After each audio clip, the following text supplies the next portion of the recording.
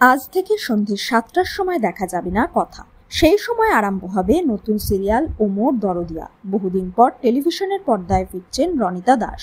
মন খারাপ কথা অনুরাগীদের। কেউ কেউ বলছেন কথার পরিবর্তে অন্য কোনো সিরিয়াল দেখবেন না তারা। অনেক দিন ধরে চলছে অনুরাগের ছোঁয়া। এই মুহূর্তে শুরু হয়েছে অনুরাগের ছোঁয়ার নতুন পৃথিবী। স্বস্তিকা ছাড়া প্রায় সব মুখই নতুন। দর্শকদের প্রশ্ন, তাহলে নতুন রূপে কথা কেন শুরু হলো না?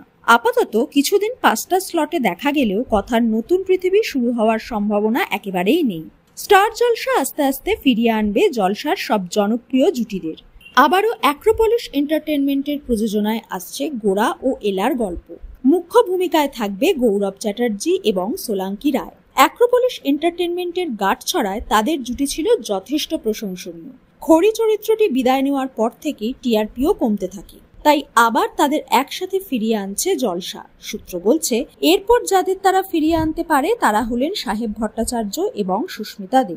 হয়তো সম্পূর্ণ অন্যরকম গল্পে ফিরতে পারেন তারা। তবে এই মুহূর্তে কথাগ্নি অনুরাগীদের অনুরোধ রাখতে পারবে না চ্যানেল কর্তৃপক্ষ। ধারাবাহিকের শুটিং শেষ হয়ে গেলেও পুজোয় একসঙ্গে সময় কাটিয়েছেন সাহেব সুস্মিতা।